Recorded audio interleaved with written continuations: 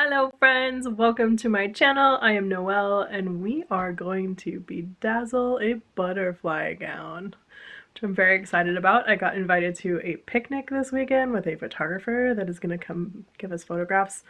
The theme was fantasy. I don't have a lot of fantasy stuff.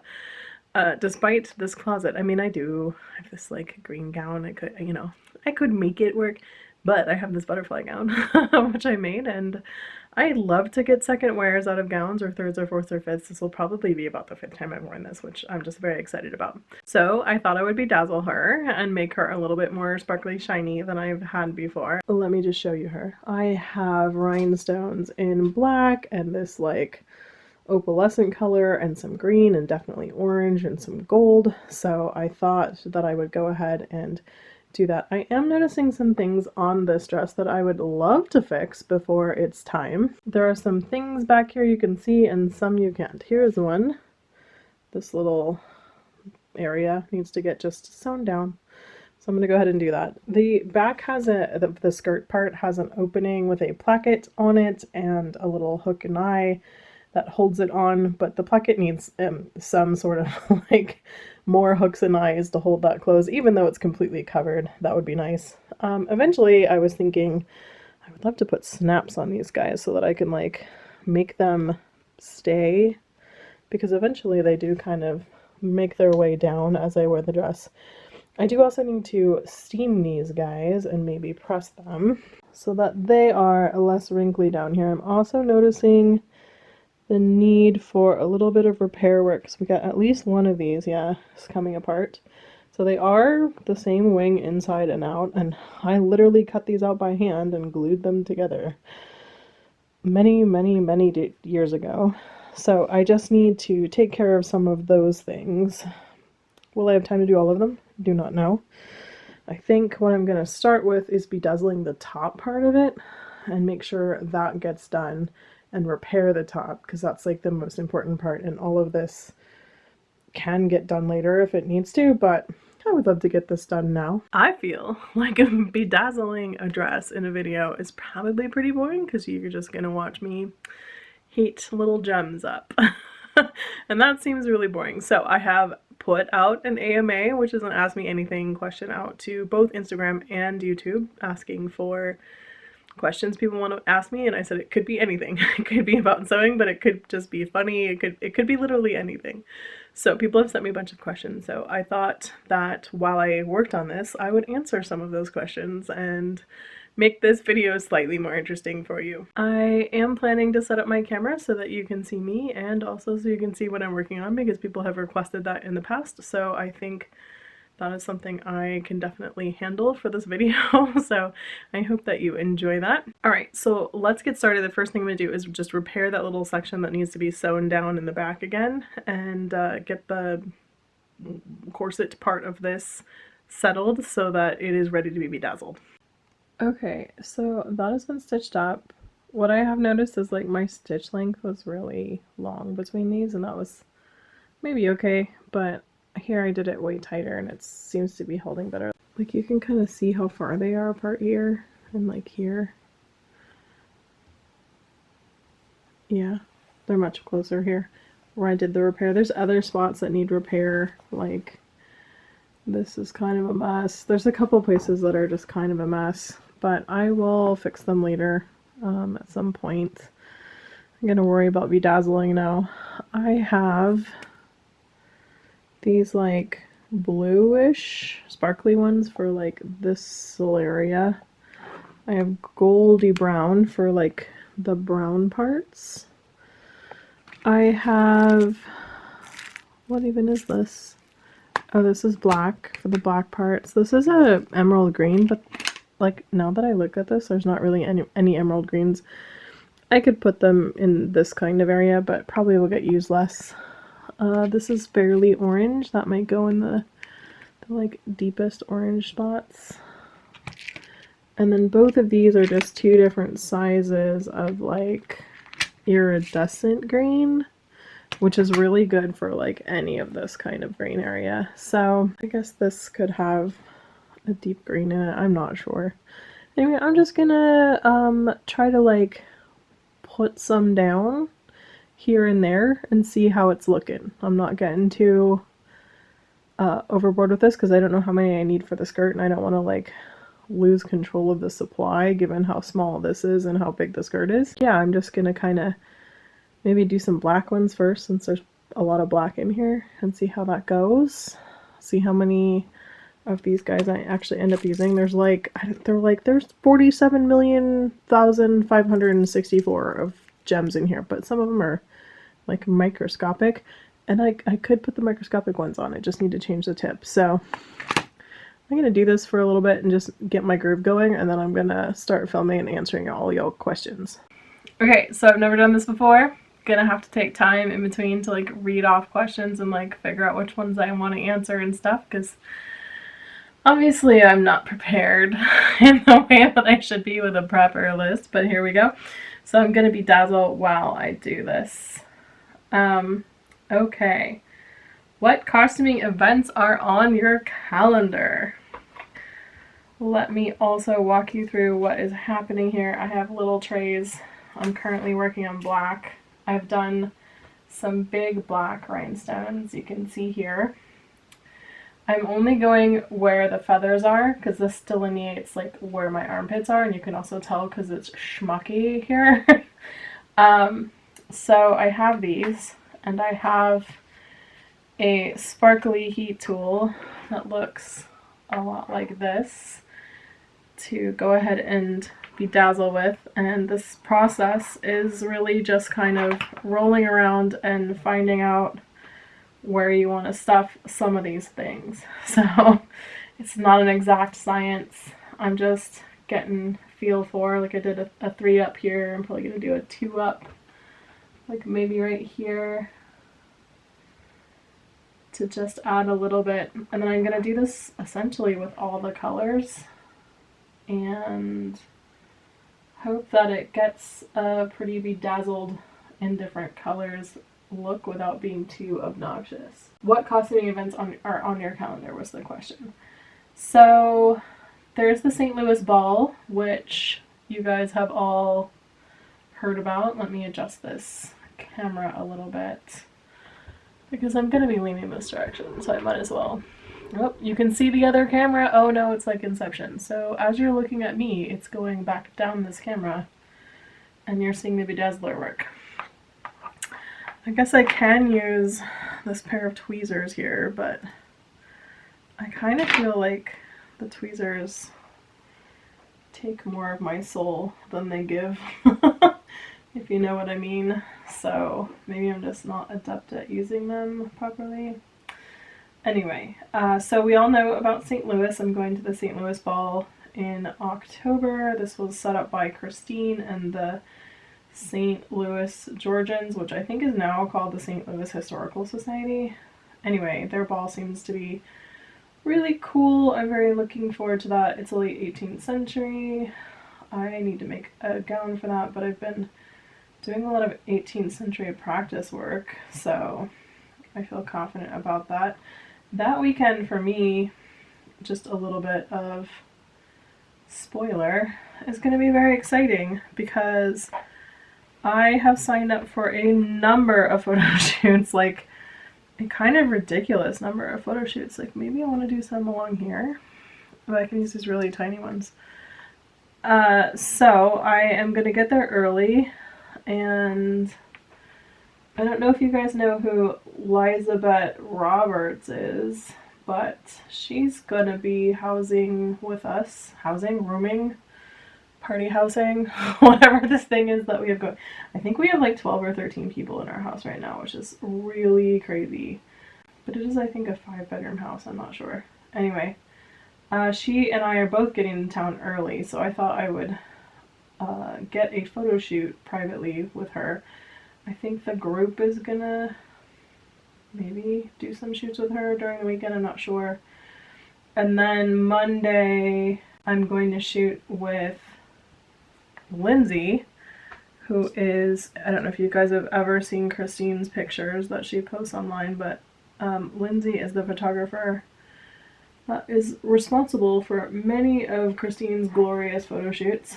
So I figured that while I was there, I would do a shoot with her, and that sounds very exciting. And then I might, if it works out, which, like, I'm knocking on wood here because, like, Kate and I have tried to get together, I think at least twice, but I'm not sure if Kate is going to this ball or not, Kate from Willoughby and Rose, but if not, I'm gonna maybe go to her house afterwards, or we might go both to Virginia. I'm not sure what's gonna happen. Anyway, we wanted to hang out and be together, but also, like, maybe dress up and do some spoopy photo shoots since it's gonna be late October at that point. Is that one on enough? Like, I don't ever know how much, like, it says 10 to 20 seconds and I'm like, there's a 100% difference between those two things. So, like, what does that even mean? Anyway, so that'll be a big long trip for me that'll be very photo shoot happy, and I might be a little bit broken after that, but I will, if I have a job,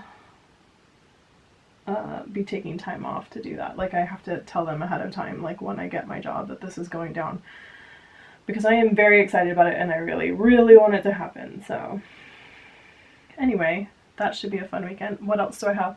There's a couple of GBACG events that I'm looking forward to. I haven't actually signed up for it, but there's, like, a Greek, not a Greek mythology one, but like a gods and goddesses situation that I am looking forward to. I'm considering going to Fanime, which is an anime convention that happens in San Jose every year. So I have other stuff.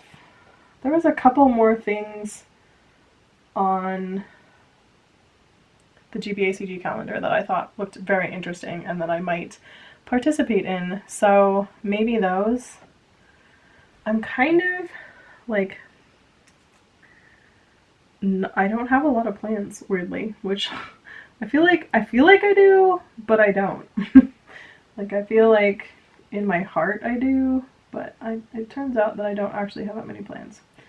So that's okay. A bunch of you, and I'm just gonna generalize this question because it was asked for by a ton of you, asked about how my job search was going. So my job search is going better than it was. It was not going very well for a while because my industry is very recruiter based. So, like, you put your resume out into the world, like, just kind of on LinkedIn and whatever, and then you hope that they find you. As a person who's a hiring manager, like, at previous jobs, like, I know how this is, and frequently, you know, you can apply for a job, but that application in my industry, like, never gets to the hiring manager. It all goes through recruiters because it's just easier because the recruiters pre-screen and stuff. And hiring managers, like, just actually don't really have time. So, like, internal or even external websites that you would apply on, they don't really ever give your resume up.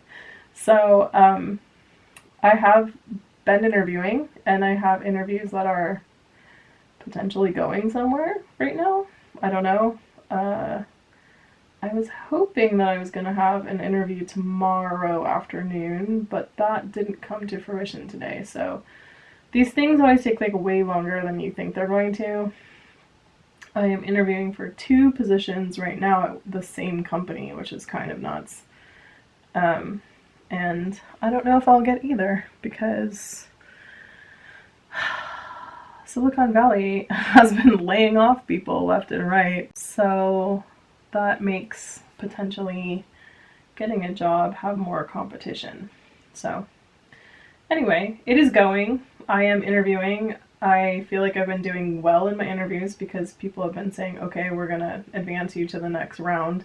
But the next round is still, like, a stack of interview or resumes for the person to look through, and they might not like your vibe. Also, I've been off for the last 3 years. So I did do a couple small projects for people during this time that were web-based, but I didn't put them on my resume because they're, like, almost completely untrackable. Like, the people who worked at these companies that I worked with, you can't really get a hold of anymore. So I don't know. Mostly I just am like, yep, I took 3 years off, deal with it. So I don't know if that works against me or not, but we'll see.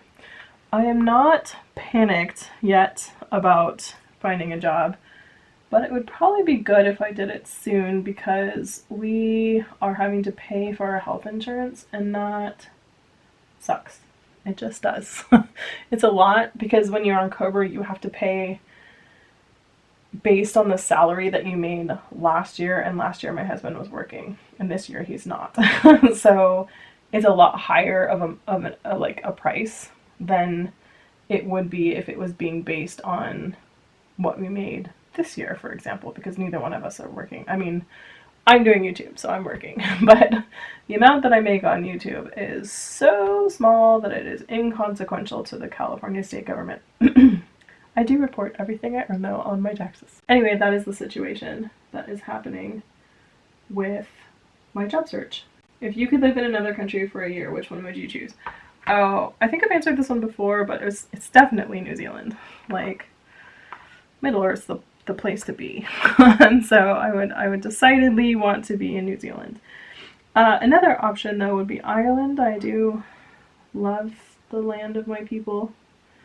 I am weirdly Irish. Like, a lot Irish. My grandfather came from Ireland, straight up. My last name was Heaney, and that is a very Irish name. It rhymes with weenie.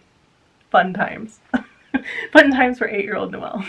No smell weenie. Great. He was straight up Irish. I did my 23andMe, and it was like, you are 50% like Celtic Irish, and the other 50% is like feeder countries to Ireland. So Denmark, Norway, Sweden, like Iceland, Viking countries essentially, which are the people who took over, or not, whatever you want to say about Ireland. And then of course I have some British ancestry, also people who got involved in Ireland.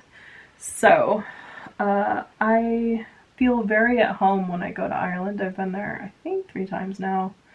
I very much like that land. It is beautiful. I like the people. What can I say? It's good stuff. Alright, I would like to hear some more about your time on the ice in Antarctica.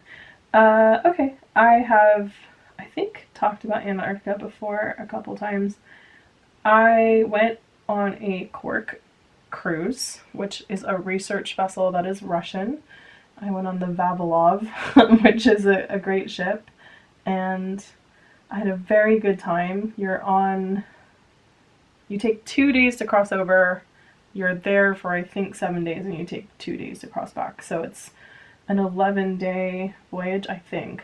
I might be off about that. But it is one of the most spectacular things you can do. It makes every other place in the world pale in comparison. Like, there's so many animals. Like, you get off the boat and there's just hundreds of animals immediately around you. They're on ice floes, they're hanging out in the water, there's penguins everywhere. Like, I got on the boat and the guy was like, "What are you most excited for?" And I'm like, "Oh, I just hope we see penguins." And the guy was like, "We got you covered." And then you get there and there's like 10,000 penguins literally sitting on the beach, and you're like, oh, okay, this penguin thing is gonna get handled. But also we saw seals and whales and sea lions, and is that right, sea lions? Did we see them? Yeah. And lots of birds, just tons and tons of birds, and I don't know, just so much stuff. We saw all kinds of different seals, like leopard seals and all kinds of whales, Weddell seals, just like so much wildlife. It was very beautiful. It's also like pristine, like people haven't messed it up yet, which is saying something for this earth. So I don't know what to say about Antarctica other than like, it's mind-boggling when you go there, and I highly recommend anyone who can get the chance to go there to go there. It is seemingly cost prohibitive. It is so expensive. So you have to get all the way to Tierra del Fuego, which is at the bottom tip of South America. So that in and of itself is not cheap, right? And then once you get there, those cruises are, well, when I went, it was $9,000 a person. I think somehow we got some discount to like 7 or something. But they can, if you go on the National Geographic ones, it's very, like, way more expensive. They do not allow cruise ships there in Antarctica anymore, so you have to go on a research vessel, but they are very comfortable. The food is very good. Like, everything about, I got really sick and there was doctors on board, like, it was all good. So I can't recommend it enough. I just think it is the most glorious experience to just go somewhere where humans just aren't. And so, yeah, I will say though that what I was shocked about that trip, because we spent whatever those days were in Antarctica, but then we had spent, our whole trip was 6 weeks, so all of the rest of the time was in Argentina and Chile and Uruguay and Bolivia. And I can't even tell you how amazing that time was. South America is just breathtaking. I can't even tell you how awesome it is. Like, we went all over Argentina, both, like, all, it's a huge country, and we went all over it. And we saw a lot of Chile. We went through the Atacama Desert, and where there are no roads, so we had a private driver pick us up and take us from Chile to Bolivia, and then we stayed a week in Bolivia. That country is stunning. Like, just, I can't even tell you how beautiful. It's really weird because, like, people forget South America exists, kind of. Like, when you hear about people talking about their vacations or whatever, it's very rare that someone is going to South America. Guys, South America is where it's at. Like, I understand, like, people who go there and just don't come home. Like, I get it. And, like, just set down roots and stay. I could stay in Chile. I could stay in any of those countries. Chile is the most like California. It's almost exactly like if you took California and, like, flipped it upside down. That's, like, the other thing about Chile is that they have rules there. Whereas, like, rules in Argentina are really just guidelines. Like, stuff like traffic laws and stuff like, those lanes could fit more cars. So they do, kind of stuff. But in Chile, they follow the rules. Like, they stop for pedestrians at stop walks, and they obey red lights, and, like, they have 1 car per lane. So, yeah. They're all very cool countries. There's I consider a wider variety of food in Chile than Argentina. But Argentina is still, let me just tell you, one of the most amazing places I've ever been. It's just so cool. Their culture, their history, the natural formations that exist in Argentina are just amazing. I can't say enough good things about that trip and the countries that we went to. Uruguay. I could live in Uruguay. It was delightful. I had such a good time there. So, anyway, yeah. That is my diatribe about South America and how everyone, maybe I shouldn't say this, maybe I shouldn't tell people to not forget about South America. Like, forget about it, let it stay awesome. You know? It seems like if anything gets popular, it gets worse, right? Someone asked me what states I have not been to. I have not been to no states. I have been to all 50 states. And what I consider been to is that I have slept in it.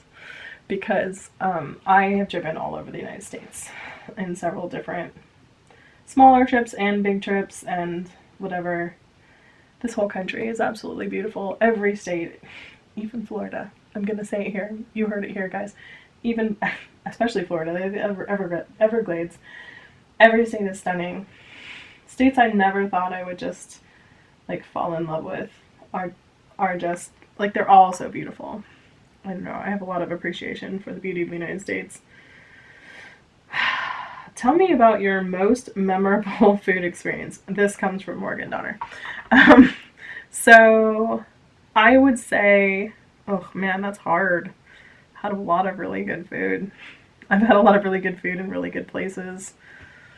I'm gonna, like, give you a, like, kind of weird cop-out answer, which is, like, I had the chef's table at the Napa Rose at Disneyland, and it was just so good. It wasn't even that each individual item was so good. It was that the overall balance of the meal, like I think I had like 15 dishes. Okay, so there's 4 people at the chef's table. Like hopefully you can get 4 people together. If you can't, you can do less, but each person gets, I think it's like 5 courses, and they are all different from each other. So like every person at the table is gonna get a different meal, and you can just like try whatever it is and then pass it on. So everyone can try everything. So I was there with 2 other people, so I think I tried at least 15 things, and I can't have fish. So we got way more than the 5 course, or the 5 courses that they say it is. They just throw other random little things at you every now and then. So, but it was the most balanced meal I've ever had, which was very fun, very amazing. Things I don't like, generally, I got served, and I agreed that, like, I would try whatever was given to me. And I did that. And the things that I don't like anywhere else, I can eat there because I like them there. And so, like, for example, I don't really like beets. But I had beets at this, like a beet salad at this place for this meal, and it blew my mind, and I loved it, and I thought it was so good. And I have tried beet salad at like every opportunity I can get outside of that restaurant, and it is not like my jam. But if I go back there and I order that beet salad again, it is great again. So I don't know what magic they're putting into their food, but it really does work for me. Okay, did we get this one to stick? Are you stuck? You feeling good? Okay. Yeah, so I think that's probably my most memorable food experience. I mean, I've been lucky enough to eat some very cool things in very cool places. I also had, when I was in Morocco, we spent a night at like a camp where you sleep in tents in the Sahara, and I got served a tea, and so I got to sing Tea in the Sahara with you to my husband, which was just like the coolest thing. So like that is it's not really food, it's drink, but it counts for me as like one of my most memorable experiences because that was just so delightful. Okay, I'm gonna put this one down, and then I think I'm gonna stop putting black on because I put a lot of black on. Although it doesn't look that bedazzled. Oh, I still have to do the back of this too, so I guess I shouldn't go too nuts. Okay, what else you got? What conventions have you been to? Alright, I went to San Diego Comic-Con for like 18 years, and it changed a lot during that time. I have been to Costume Con, Fanime, Dragon Con, PAX West and PAX East, but not PAX Prime. I have been to PAX South also. For anyone who doesn't know what PAX is, it's Penny Arcade Expo, and it's like a board game. They have video games too, but it's like a board game con, and they have a big floor where you can just check out board games and go play with people. And also, if you need players, you just put a little flag up on your table, and people who are wandering around needing a group because they're just 1 or 2 people can find you and play board games with you. And it is, let me tell you, delightful. I had such a great time all the times I've gone to that. What other conventions have I been to? I've been to like many small conventions in my area. Those are always fun. I always enjoy small conventions. Okay. Let me focus on putting this stuff away so I don't do anything stupid. And I can... They are right.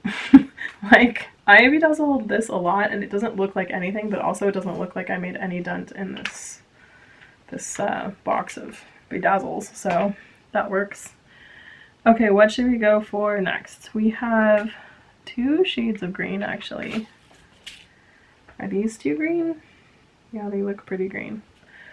Let's try and do a little bit of brown first. Okay, so I know that I have the tip on that works with the smaller ones, I believe, so I'm just going to dump out some of those.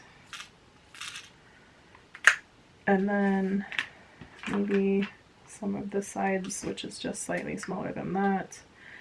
And I'll do some brown for a little while. I think that I could be doing this for days. So we'll see how this Q&A goes for you. And maybe we'll have a little update here and there while I do it. Okay, so what are your top 3 Disneyland rides and favorite non-ride Disneyland things to do? Well, that's a good question. Okay, favorite top 3 Disney rides. Okay, Disneyland rides specifically. Okay, so they have to be in Disneyland Park. I very much enjoy Big Thunder Mountain. I very much enjoy Haunted Mansion. Controversially, I like Haunted Mansion Holiday better than I like plain Haunted Mansion. I just went to Disneyland last weekend, like literally 2 days ago, and it was regular Haunted Mansion, and I was like, oh, this is really boring, I forgot. It is. Like, you go in and the first thing you just encounter is a giant wall that is like not painted, and you can see where they ripped off the tape from the Haunted Mansion Holiday, because that wall is really decorated. Anyway, I guess Pirates of the Caribbean would be my next choice. I also just love Star Tours, but if I had to pick 3, it would be those 3. And favorite non-ride things to do at Disney. I love, okay, well, it's kind of a ride. Maybe I have to amend my ride answer, because I love going on the train, and I like just sitting on the train and riding it around for like a kind of obnoxiously long period of time. Like, I can go on loops and loops and loops. So how do we feel about that gold on that brown? I feel like it's good. Yeah? Do we feel like it's good? Okay. Committed, so I guess it doesn't really matter. Yeah, so I like the train. I love just like actually sitting on Main Street and hanging out. I feel like that is a really fun thing to do, and I do it all the time. And what else do I love doing? I like pin trading, like that's a thing. I don't actually pin trade very often. I have pins like that I've just gotten to pin trade. Like, I don't collect pin. I do kind of collect a little bit of pins, but not very much. But mostly I just like the trading part. So I will just get like, or I have pins that I don't really care about, and I'll just go around and try and trade them during the day. It's a very fun thing to do, and any cast member who has a pin thing on will trade with you, and there's pin trading stations at like almost all the stores. So sometimes I'm there and I'm with friends who want to like shop a lot. And if I'm not finding stuff that like makes my shopping heart happy, I will just start pin trading. I do have to go knowing I'm gonna do that though, so that I have my pins and stuff. Do you ever think you would move out of the USA? Okay, what I said when the movie cut out, like it stopped recording, was I was like, that's a rough question to ask, sir or madam. And then I was like, or they? What is the sir or madam analog? I'm always trying to figure that out. I think I've decided on captain or admiral for anyone who's non-binary. Is that acceptable? Okay, so titles aside, that is a very like loaded question. Do I want to move out of the United States? Yes I do, with all of my heart and soul. However, my husband does not want to do that, partially because his family and friends are here, which is a valid and completely reasonable reason to not want to leave the United States. So I really enjoy my husband. I think he's a cool dude, and I would like to in fact stay married to him, so I have to live with that, the consequences of that. So do I ever think that's going to happen? It might happen if something happens to my husband, like he's older than I am, so if I have to live my life without him at some point in my life, it might be in a different country. It's getting harder and harder to move between countries, so especially as an older person, because usually you're moving to a country that has healthcare and they really don't like it when you move in when you're old and you can't contribute to their society before you're kind of a burden on it. So yeah, I don't know. Do I want to? Heck yeah. Yeah, I do want to. Is that in the cards? I don't know. I really have no idea. Let's sigh. I guess before I set the next one, I should look. Working Squirrel asked, what is your favorite decoration in your sewing room, and or which one has the best story? What is my favorite decoration? Okay, let me look around. I mean, it's kind of not one decoration. I like my friend board a lot. I call it my friend board. It's my Luna Love Good board. It's just the like cork board that's next to my whiteboard because it has little trinkets and things that my friends have given me all over it, and whenever I look at it, it makes me happy because like my friends are represented there. I really love that. Someone else asked me about the picture above the whiteboard, which is a vintage swimsuit contest, I think, like an actual swimsuit contest from maybe the 20s based on hair, I guess. I got that at my tea shop. My tea shop is like the place where I get tea, and it is an old, like tiny looking place, even though it's not really old timey. It's Lisa's Tea Treasures for anybody who is in San Jose. On, I want to say Winchester. Anyway, they sell the pictures that are up in their place, and so I bought that one day because I really like it. What else is a favorite or has a good story? So my cartoons that are behind me right now in the tiny screen, there is a Storm picture by Jim Lee, who is the head of DC Comics, and he and I have met enough times that he recognizes me, and so he did a little sketch for me. And then I have a little witch girl by Jill Thompson, who is very famous for Fairy Godmother or Scary Godmother Halloween show, but she also did some of the illustrations for Sandman comics, which are Neil Gaiman. And then I have a couple of the original cover arts from a comic that is only 8 issues long, and that is called Frey, and it is a like spin-off of Buffy the Vampire Slayer. It is another Slayer in the future, and I really liked that comic a lot, so I became friends with both the inker, the pencil artist, and the inker. So both of them would sell me pages of Frey. So I think I have those 2 covers, and I think I have 2 more. There's also sometimes, if you look on the other wall that's like kind of next to my thread cabinet when I'm shooting a video that is not this one, there's a giant poster of Frey, and it is signed by the writer, the inker, and the pencil artist, and the writer is Joss Whedon.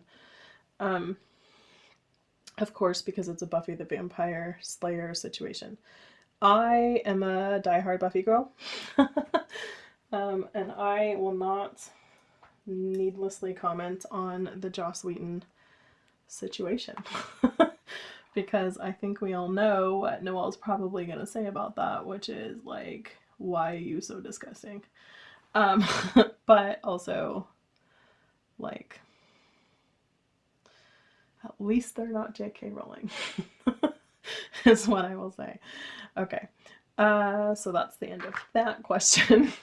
Favorite musical or play? Woof. That is rough. Okay. I never have just one. You guys know that. Do I have to pick just one?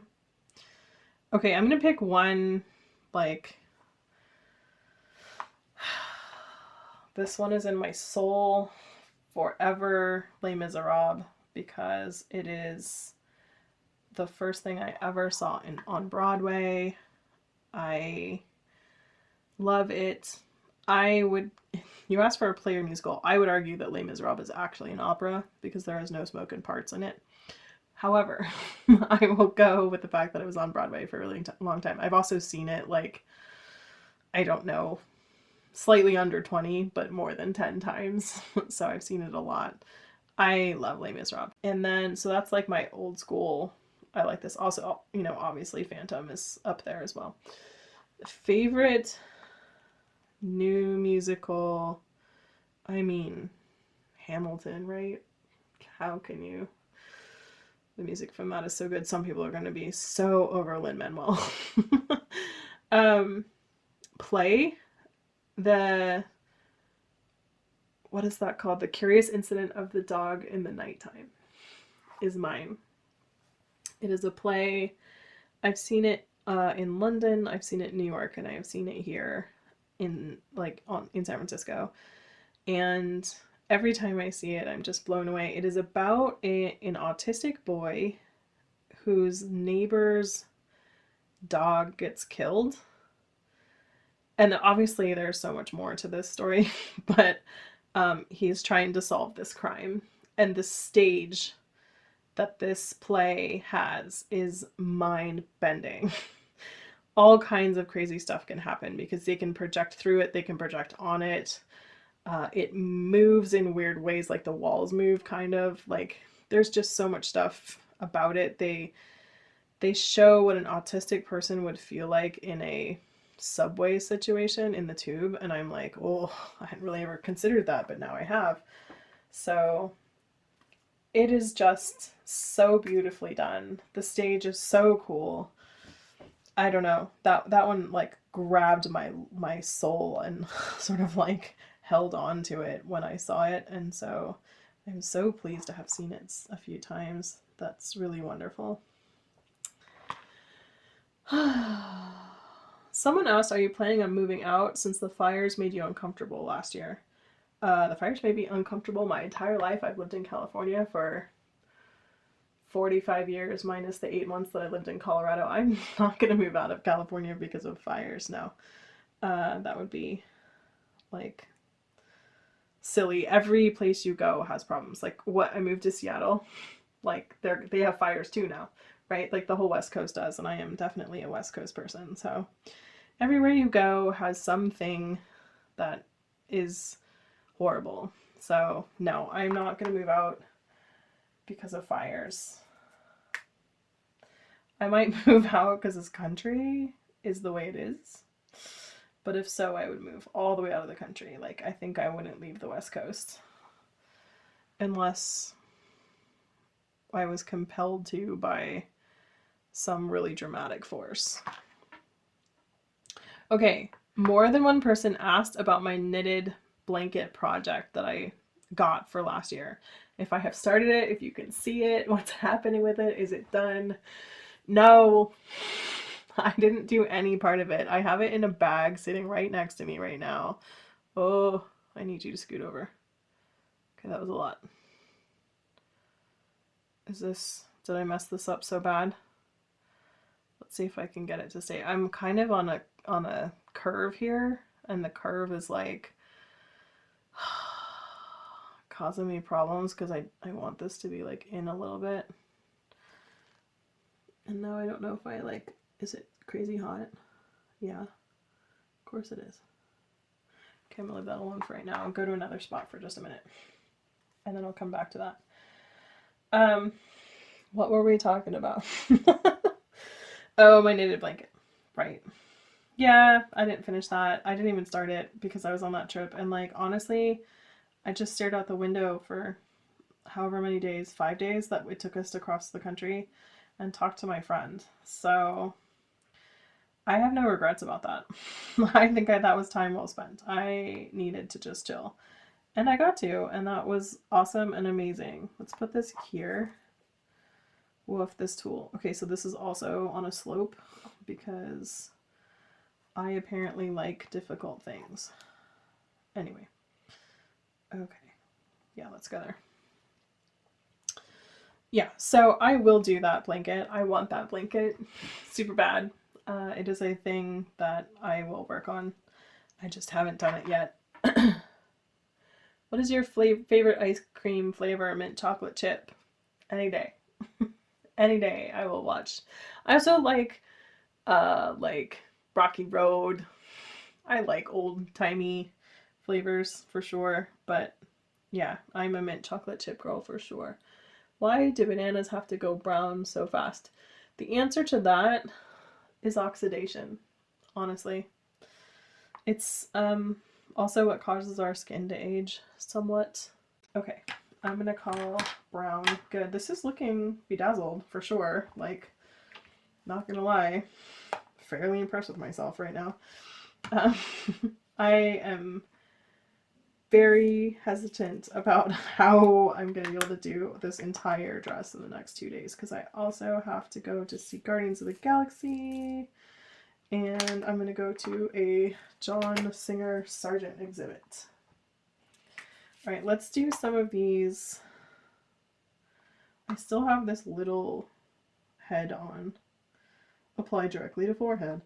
Do you guys know what I'm talking about? Head on. Let's do these like blue colored ones because that's a fairly like not popular color on this dress. And there's not very many spots for it. And I'm just gonna do this one size for right now. Okay, where do some blue sparkles go? Some blue sparkles. Should I get smaller ones? Maybe I do want smaller ones. Okay, fine. I think that was 9, so let's do some 10 also. Okay. Is this a... Please comment down below and tell me what you constructively and nicely tell me what you think of this style of video. I have avoided this style of video for a very long time because I'm like, do people really want to watch that?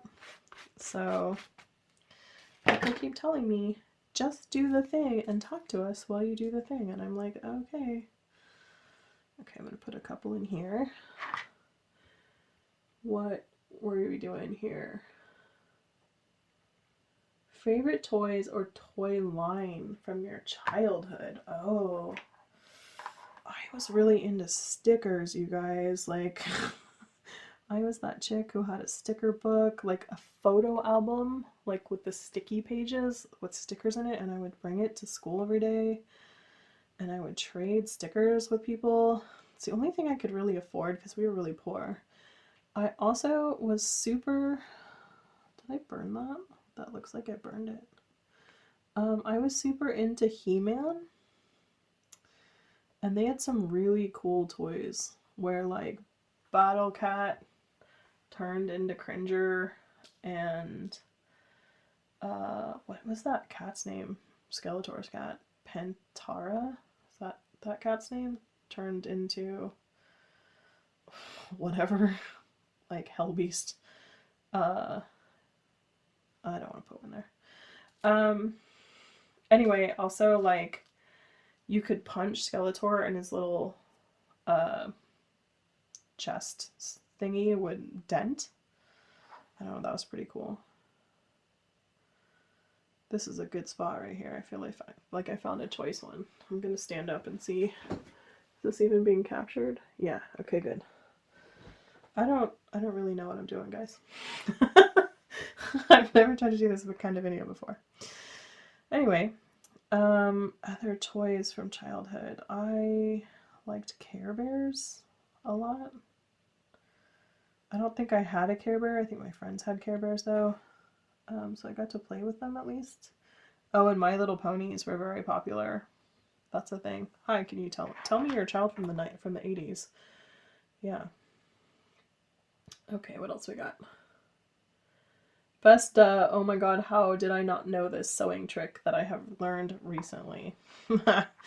I learned one like 2 days ago because somebody sent me a video of it, which is like, you can just put down a magnet board that is your entire sewing table, like just essentially magnetize your entire sewing table, and then instead of pattern weights, just get really strong magnets that just hold the fabric down. And I'm like, oh, yeah, you can do that.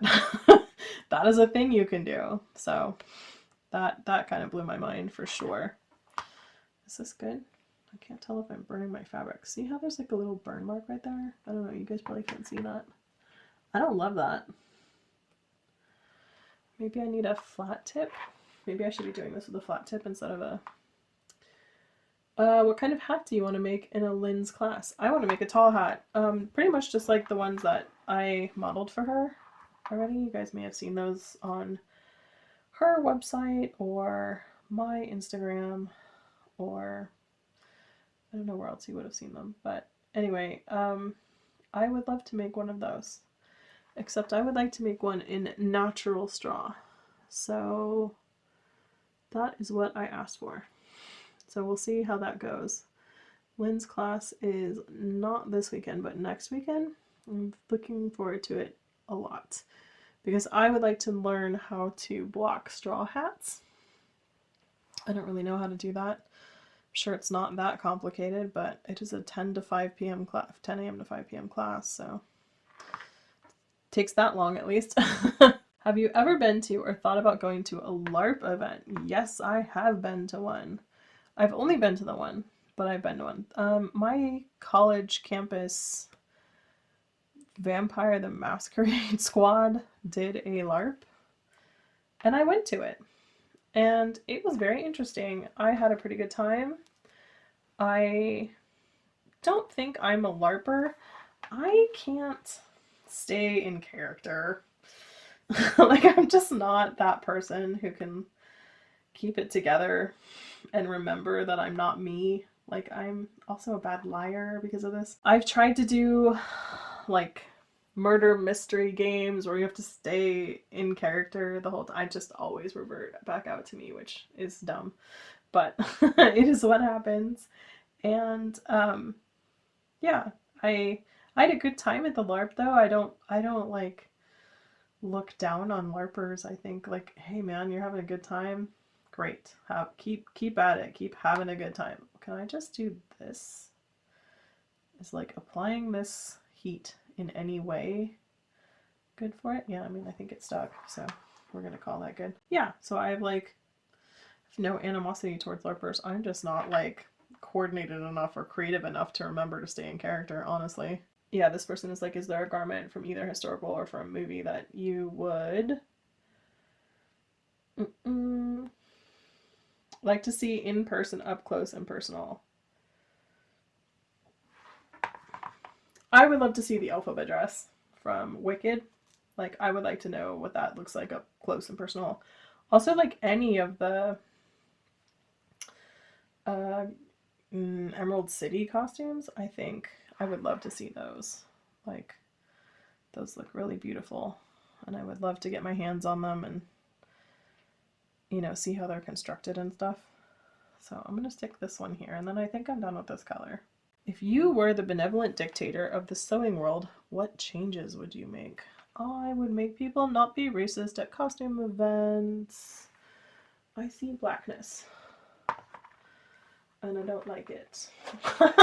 Things to say not right after you say I would make people not racist. There's blackness on this thing, which I think is what's getting on my costume. Okay, let me just like wipe that off. Okay, that's what I would do. I would make, oh no, I had a spill.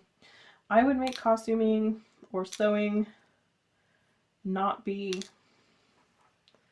like, have a racist part to it. That's what I would do.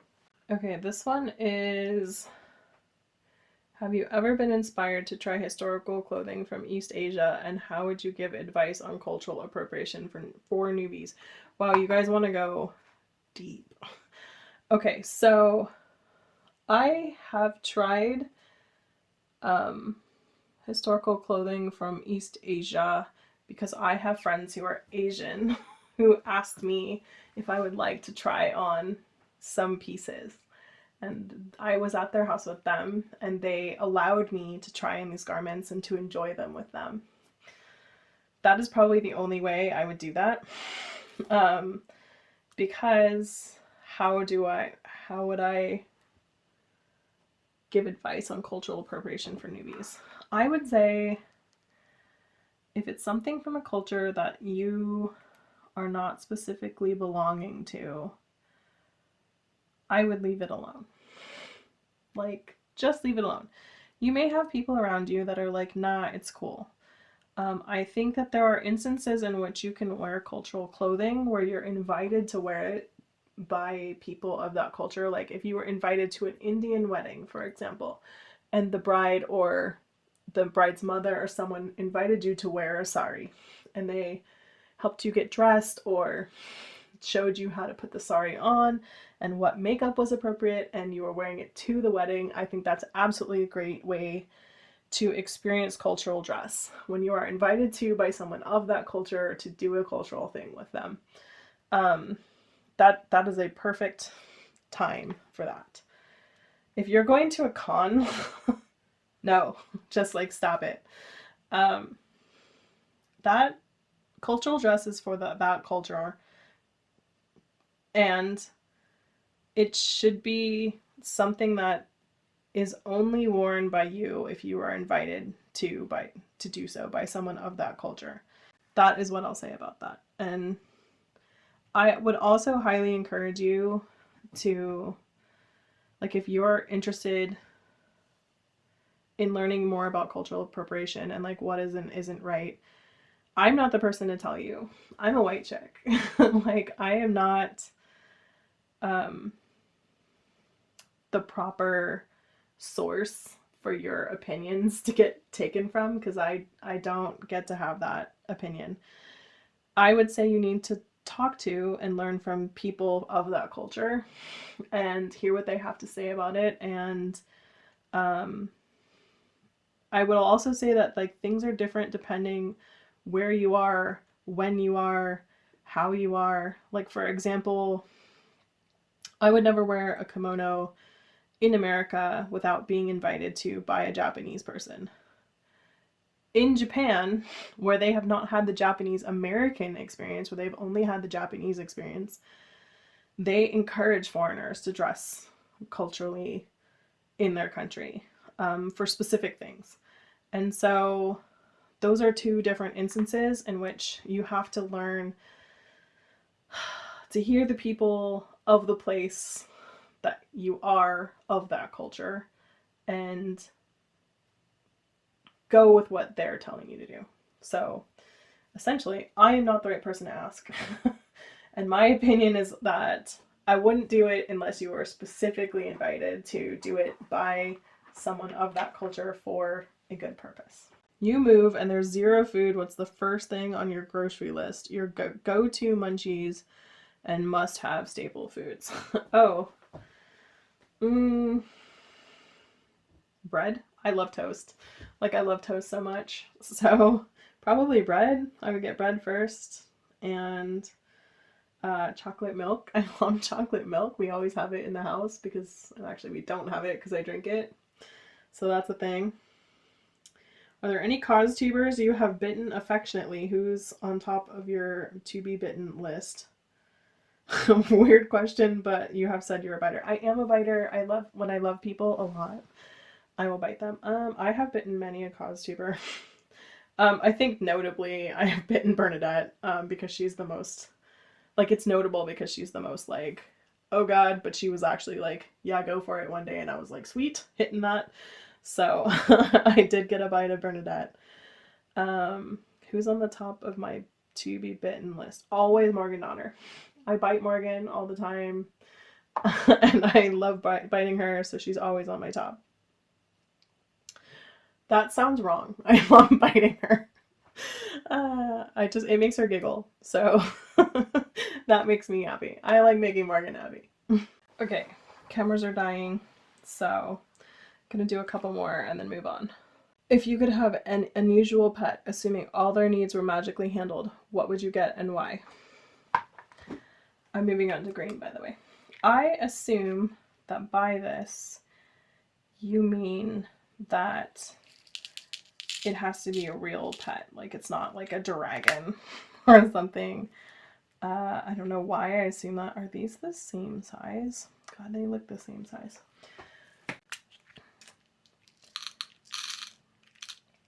Okay, so if it has to be just a regular pet that exists in the world, that is unusual. I guess I would maybe go for a fox. I think that would be fun. They sound like smart and fun, and they're like doggos, kind of. But I don't know if that is healthy / whatever for them. So I know there are people who have them as pets, but I don't know if that's good. But I guess if I could have one and it was fine, then maybe. Is there any historical period you prefer, gravitate towards more than others? I mean, I am rather famous for my bustle dresses. So I would say probably that. I do like the bustle periods more than others. Have I ever made costumes for pets? No, absolutely not. Cats are like, no thank you to that. Roughly how many hours do you spend filming and editing each week? What's your favorite editing technique? Ugh. Okay, so that just presupposes that I have editing technique. Which I'm not sure I can claim that I do. How many hours a week do I, between sewing and doing YouTube stuff? I don't know, like 40 to 60. Like, it is so much. Because I sew a lot, right? Like, I have to sew a lot in order to make these videos. So yeah, it's probably at least 40 to 60. Like, the faster videos, maybe like 20 hours, you know, depending on if I'm making something super quick. But it's still a lot, and it's still like several hours of editing and setting up and like figuring out how what I'm gonna say on camera, and then messing that up and saying it again. I mean, you guys are getting like all my errors today, like things that I would normally cut out, like things like a lot. So here's how it really is. And a lot of times I do stream of consciousness record and then just edit that into something. So this is kind of like sometimes what I do. So yeah, it's a lot. It's a lot of hours. And I can't even imagine like what Bernadette or any of those people, Abby, do. Like, that's pretty crazy. This actually asks, how many hours do I spend filming and editing? I guess it's still the same, because it's not really the same, because like sometimes I'm sewing for long periods of time without filming something. Like, I'll be like, I'm gonna go do this hem, and then like I come back 4 hours later, so you're not really seeing the actual filming part of it. So maybe it is less, but yeah. What is my least favorite piece of clothing that I have made, and what would I change about? Like, how would I transform it to make it so I liked it? Wow. I think the only thing I've ever made that I did not like was the red spotty skirt that was like an 1890s skirt that was made out of the same fabric as my ball gown. I did not like that skirt at all. What would I do to transform it? I would cut it up and make it into a different skirt, which is kind of what I have done to it. So yeah, like, that's a thing. How long have you been sewing for, and did you leap right into fancy costumes? Fancy to me anyway. Yeah, I don't really sew normal clothes. So I did when I was little. I've been sewing since I was 8. Maybe earlier, like 6. I don't know. I'm 45, so like 39 years at this point. But I've taken huge gaps of time not sewing. So it's not like I'm sewing like I am now consistently I sew almost every day. So I never really sewn often that much, but I've sewn for a very long time, and I have normally been, like, since I was 20, I've been only doing costumes. I don't really sew clothes very often. What do you typically have on in the background when you work? Always audiobooks. I love audiobooks. I have to listen to podcasts. Sometimes I'm talking to Morgan. But most of the time it's audiobooks. Okay, I feel like I've answered all of the questions-ish. Like, some of them were kind of combos. Yep, I think I got all of them. Cool. I'm gonna run off and do this while I listen to an audiobook. And I will check in with you guys as I go to show you what's happening. The front of this is looking really good. I'm hoping to get the bodice portion done today, like this section and the back of it done today, so that, you know, I can do the rest of the skirt maybe, or bedazzle some of the skirt. I don't know if I'll get to all of it before Friday or Saturday when this has to get done, but I'm hoping to get this done tonight. So I'll check in at the end of the night and show you how it's looking. Okay, she is bedazzled. Like, the only way to show you what it looks like is to move. Let me try moving it.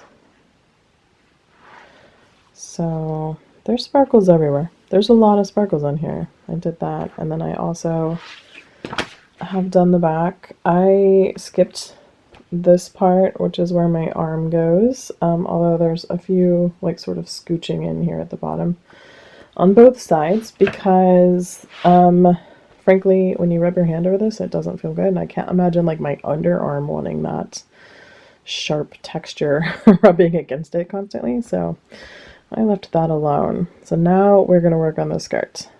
Alright, here's how I can show you the rhinestones. This is just the back of her, but you can see the density of the rhinestones a little bit. Okay, as you can see here now, this doesn't have any hooks and eyes on it, and it's being held together by this guy, which does not look like it's doing very well. So I'm going to add some larger hooks and eyes going down here and get that taken care of, so we have some more like structural support on this baby, and then we're going to iron the petals out. Okay, here is where the back closure is, and there are 8 hooks and eyes. I don't know why I decided to present it to you as such, but trust me, there are 8 hooks and eyes in here, which took me a stupid long time to do. Like, I don't know what possesses me to think that this is going to be a quick and easy thing to do every time. Alright, hooks and eyes are done. I'm going to iron the wings now just to get them settled. As you can imagine, it is difficult to isolate each individual wing to iron it out. So, and you also have to be careful because they are glued together with like heat responsive glue. So like, you kind of have to get it done as quickly as possible. So I'm gonna iron some wings now for a little while. Okay, they are all ironed out. There's like a bit, this is from before. I'm bummed about that one because they're all pretty perfect other than that. This one and another one have just a little bit of a gap. So as you can see, I pinned a piece of paper here to protect what's underneath it. I'm going to use a little bit of this to adhere it. This is what I used to adhere them together to begin with. So I just want to remind everyone who's about to go into the comment section, which we're calling the basement or the cellar, because it is below downstairs, that this is already done by the time you're seeing this. So you cannot tell me not to do this because it's already happened. Okay? Okay. I know you guys are all freaking out about what I'm doing. It's gonna be fine, don't worry, I'm just squirting a little bit. Hang on, I'm zooming. This is Rick, he demanded to be in the video. He wants to be, yeah, this is what it's like at all times. Erica's getting ready. We got many peeps, many photographers. No, AJ, I was gonna bring it to you. Judy. As long as you keep it like a 3/4. I like Yeah. I figure if I just stay. I am basically naked, but then not.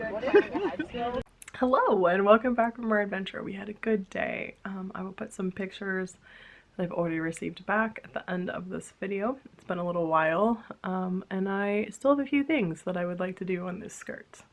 So let's look at what we did do and what we haven't done yet. Okay, we managed to, of course, iron the wings and glue the wings together before we went, which was great. I don't know what that noise was. That was exciting. I'm very interested in getting some snaps on there, and I'll show you what that's about in just a second. And I would like to bedazzle the skirt.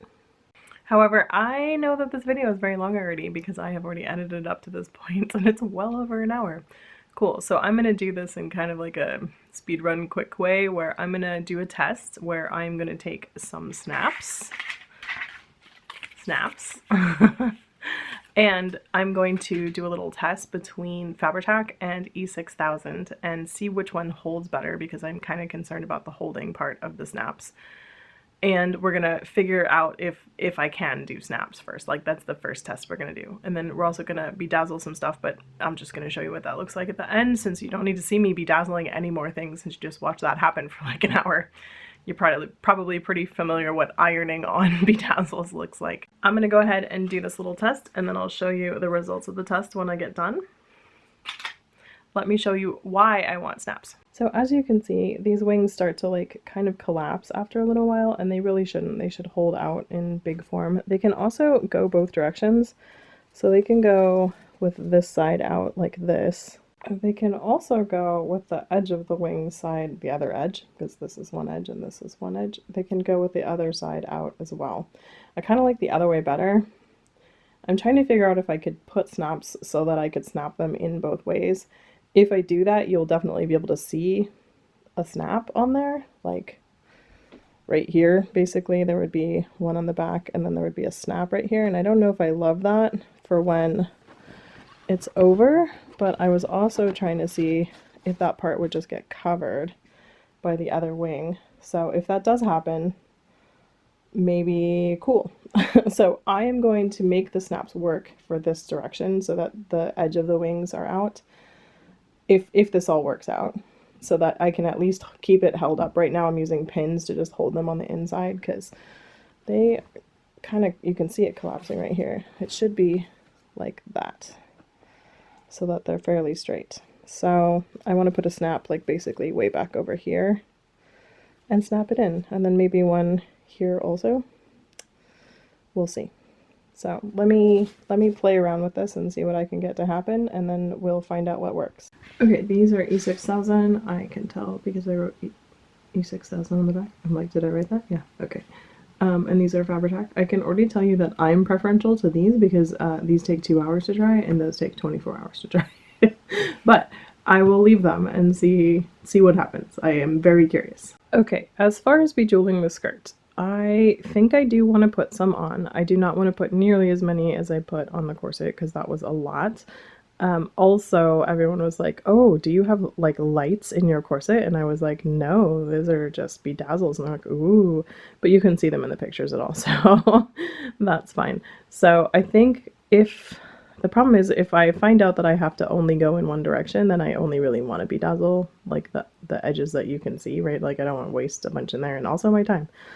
So I know I want it to go this way at least, so I'm gonna at least do this right now and see what happens and see if what ends up making the cut as far as if I can swap them back and forth or not. Okay, I did some straightening out of the wings, and I think what I'm gonna do is just bedazzle like the very edges because I think that is the part that is noticeable anyway. And then if I end up doing the other side, I'll just bedazzle those edges also, but I'm just not gonna do like the whole thing, which I think is cool.